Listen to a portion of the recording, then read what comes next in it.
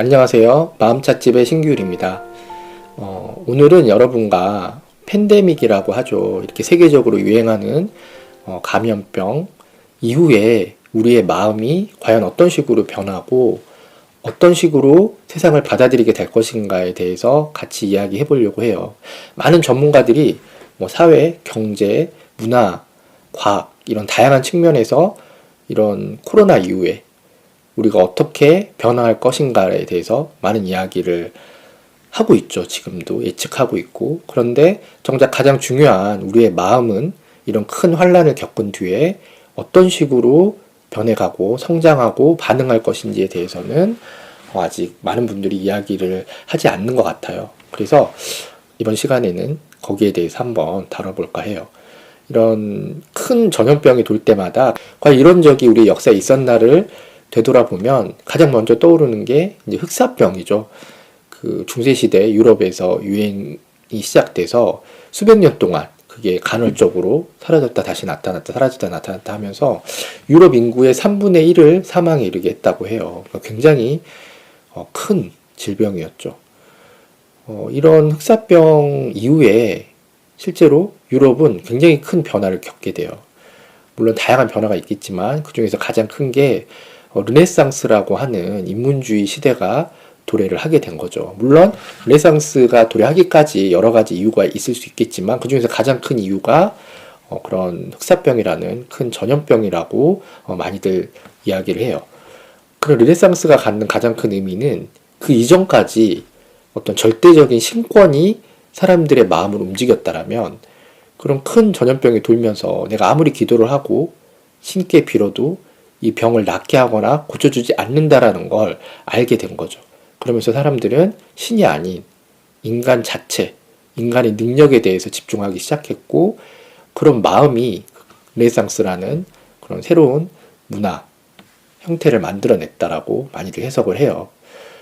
그래서 어떤 절대자에게 내 마음을 의지하고 있었다면 그런 큰 일을 겪고 난 뒤에는 그런 절대자가 아닌 나에게로 돌아온 거죠. 의지할 곳은 나밖에 없다. 그래서 그 이후에 인문학이 발전하고 과학이 발달하고 의학이 발달하는 아주 그런 중요한 계기가 된 게 이제 그런 흑사병의 시대였던 것 같아요. 우리나라에도 이렇게 큰 전염병이 돌았던 기록들이 많이 있죠. 그 중에서 가장 크게 기록됐던 전염병이 우리가 가장 흔히 쓰는 표현 중에 홍역을 앓다라는 표현이 있잖아요. 이렇게 홍역이 전국적으로 유행했던 적이 있어요. 그래서 거의 2, 3만 명 정도 되는 인구가 사망을 하고 그리고 이 홍역이 있기 전에 경신대기근, 을병대기근이라고 해서 인구의 5분의 1이 굶어 죽었던 기록이 있어요. 이런 전염병은 그런 큰 기근 다음에 오는 경우가 많거든요. 그 기록에 의하면 부모가 자식을 잡아먹고 너무 먹을 게 없으니까 그런 시대였다라는 기록도 있어요. 그런데 이런 큰 환란 이후에 조선도 큰 변화를 겪게 되죠. 실학이라고 하는 그 전까지는 굉장히 추상적이고 두루뭉술한 그런 성리학이라는 학풍이 유행을 했다라면 그 이후의 시대는 물론 성리학이 계속 지배를 했지만 좀 더 실용적이고 그리고 인간 중심적인 인간에게도 어떤 가치가 있고 그 인간의 어떤 자체적인 능력을 좀 더 주목할 필요가 있다라는 실학 사상이 실제로 부흥을 하기 시작해요. 물론 그게 꼭 그런 전염병 때문만은 아니지만 그런 큰 환란이 사람들의 마음 속에서 내가 절대적으로 믿어야 되고 의지해야 될 어떤 게 있다면 그건 밖에 있는 게 아니라 이 어려움을 헤쳐나간 내 자신에게 있구나라는 생각을 하게 되는 거죠. 이런 큰 일을 겪을 때마다 여러분들은 어떻게 생각하세요? 우리의 마음이 더 보수적으로 변할까요? 아니면 좀 더 진보적이고 뭔가 더 큰 변화를 추구하는 쪽으로 갈까요?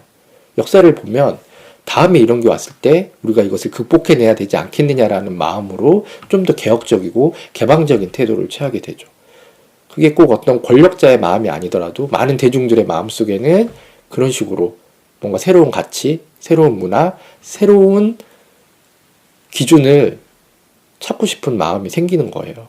그러면 먼 미래에서는 지금의 시대를 코로나 바이러스가 유행했던 전염병의 시대라고 명심할 수도 있을 것 같아요. 뭐 사스도 그렇고 메르스도 그렇고 이번에 코로나19도 모두 코로나 바이러스가 원인이 돼서 생긴 병들이잖아요. 그러면 이런 것들이 계속 반복이 될 텐데 백신이 나와도 또 다른 변종이 생길 것이고 그 변종에 대한 백신이 나와도 또 다른 변종이 또 생길 것이고 이런 것들이 계속 반복이 될 것을 우리는 이제 알게 됐죠. 그래서 이게 단기간에 끝날 문제도 아니고 나만 조심해서 될 문제도 아니라는 걸 알게 된 아주 중요한 계기가 된 것 같아요.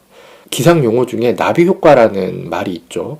브라질에서 이렇게 날개짓한 나비의 그런 사소한 날개짓이 미국 필라델피아에 돌풍을 일으킨다라는, 그러니까 어떤 사소한 원인이 어떤 결과를 초래하게 될지 알 수 없다라는 뭐 경제학 용어에서도 쓰이기도 하고 자주 변형돼서 쓰이는 용어인데, 이런 나비 효과를 우리가 추상적으로 생각하는 게 아니라 이번 사태를 통해서 너무나 절실히 우리 몸으로 느끼게 됐다라는 거예요. 중국에서 시작된 하나의 작은 병이 전 세계를 이렇게 혼돈 속에 휩싸이게 할 수 있다라는 거. 그리고 나와는 전혀 상관없을 것 같은 그런 일들이 실제로 내가 아무 활동도 하지 못하게 반강제적인 자가격리를 시키고 어떤 경제 활동도 할 수 없게끔 모든 그런 기회를 차단해 버리는 걸 겪고 있다라는 거죠.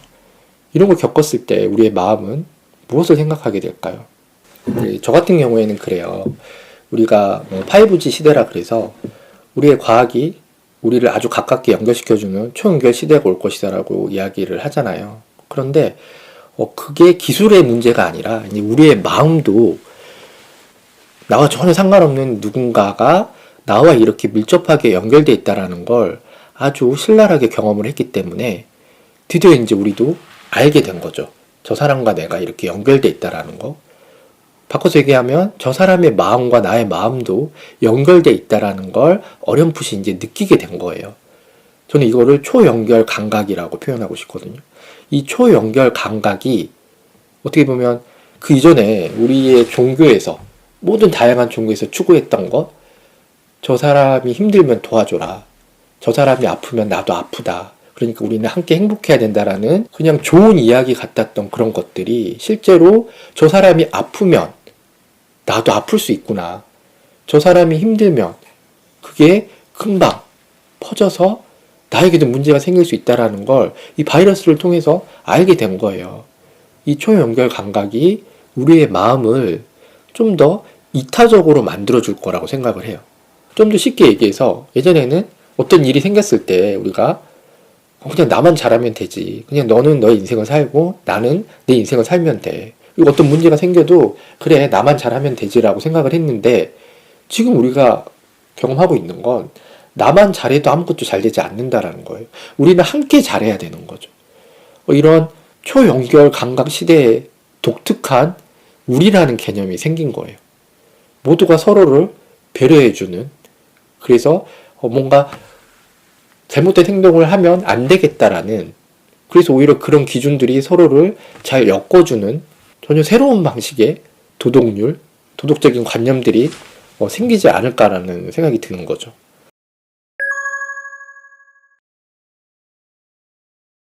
정의라는 문화, 그러니까 나 때문에 이 사람이 피해를 입으면 안 되지라는 생각이 오히려 전염병의 확산을 굉장히 축소시키고 빠르게 사회를 안정시켜가는 모습을 우리가 본 거예요.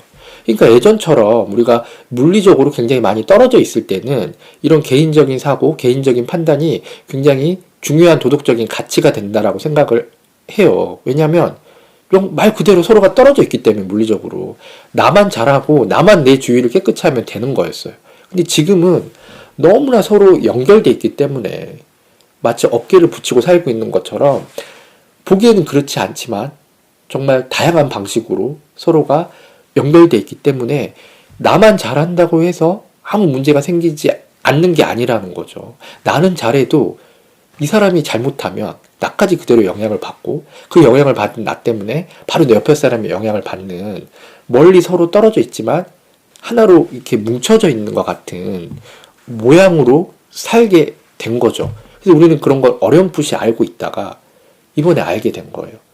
모두가 연결되어 있기 때문에 그럼 나는 나를 더 보호해야겠다, 나는 나를 더 통제해야겠다, 이런 사람도 있을 거예요. 근데 반대로 이렇게 연결돼 있다라면 이 연결된 감각을 통해서 내가 행복하게 사는 게 결국에는 다른 사람이 더불어서 행복하게 사는 거구나. 반대로 얘기하면 저 사람이 행복하게 사는 게 내가 행복하게 사는 거구나 라는 그런 마음을 알려고 노력하기 시작하는 사람도 있겠죠. 저는 전자가 마음이 퇴화하는 사람이라고 생각하고 이 후자가 점점 진화해가는 마음을 가지고 있는 사람이라고 생각을 해요.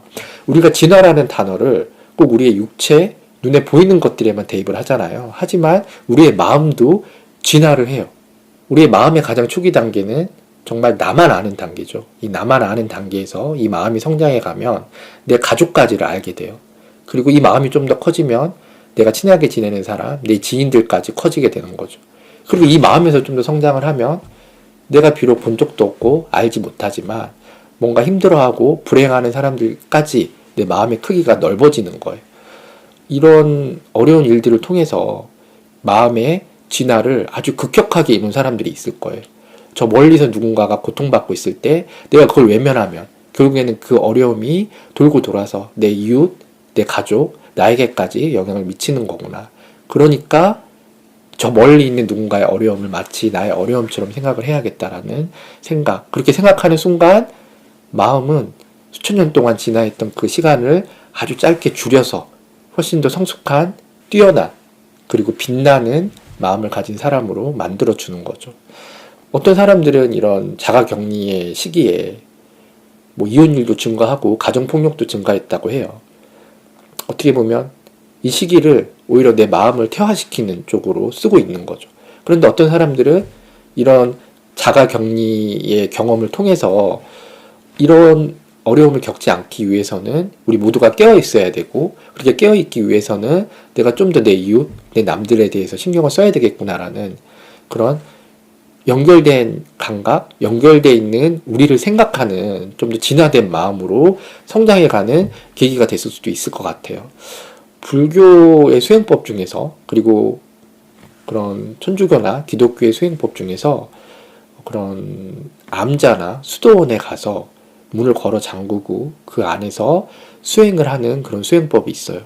그런데 만약에 똑같은 사람을 똑같은 기간 동안에 그렇게 아무와도 연락을 하지 못하게 하고, 어떻게 보면 감금이죠. 그런 감금을 시킨다고 했을 때, 그런데 그게 나의 수행이고 나의 기도라고 생각하는 사람은 그런 감금의 기간을 거치고 난 다음에 굉장히 영적으로 성숙해지고 어떤 깨달음에 가까이 가는 그런 걸 많이 보게 돼요, 종교에서는. 그런데 똑같은 공간에서 똑같은 감금을 하더라도 내가 이게 나의 영적인 단계를 올려주는, 나의 수행력을 높여주는 수행이 아니라 단지 이건 감금일 뿐이라고 생각하면 그런 사람들은 그 감금의 시간이 너무나 고통스럽고 어려운 시기가 되는 거죠. 내가 어떻게 생각하느냐에 따라서 이 시기가 나를 성장시켜주는 절호의 기회가 될 수도 있고, 반대로 오히려 내 눈을 더 어둡게 하고 세상을 불행하게 보는 그런 좋지 않은 기회가 되기도 하는 것 같아요. 이 선택은 내가 할 수 있는 거죠. 어떻게 보면 우리는 지금 전 세계적으로 강제적인 수행을 하고 있는지도 모르겠다는 생각이 들어요. 이런 계기를 통해서 우리가 긍정적인 방향, 좋은 방향을 찾아서 내 마음을 성장시켜 간다라면 전 세계의 모든 사람들이 한꺼번에 어떻게 보면 자신의 영적 단계, 내 마음의 단계를 한 단계 끌어올릴 수 있는, 그래서 우리 역사에서 가장 영적으로 성숙한 사람들이 살고 있는 그런 시기가 되지 않을까라는 생각이 들기도 해요. 당장 눈을 들고 봐도 자영업을 하시는 분들은 임대료 걱정도 있고, 하루 쉬면 몇 천만 원씩 손해가 생기는 분들도 계시고, 저도 그렇죠. 저도 2달 정도 외부 활동을 전혀 못하고 있기 때문에 경제적으로는 굉장히 어렵지만, 또 이런 수행의 특징 중에 하나가 이런 마음에 대한 어떤 공부를 할 때는 늘 경제적으로 어렵다는 게 또 어떤 사실이기도 한 것 같아요. 우리가 이런 마음을 갖게 됐을 때 사회가 계속 이렇게 가깝게 그리고 밀접하게 연결되어 있는 기술적인 사회가 됐을 때 우리의 마음도 그런 기술적인 변화들을 쫓아서 이렇게 모두가 연결되어 있기 때문에 내가 그를 생각하고 그도 나를 생각해야 되는, 굉장히 이타적이고 서로가 서로를 배려해주는 마음을 가져야 된다라는 마음을 갖게 됐을 때 어떻게 보면 완벽하게 성장해가는 사회가 되지 않을까라는 생각이 들어요. 여러분들도 이런 어려운 기회를 내 마음을 성장시킬 수 있는 수행의 시기라고 생각하시고 잘 이겨내시고 거기서 빛나는 열매를 맺을 수 있었으면 좋겠다고 생각합니다.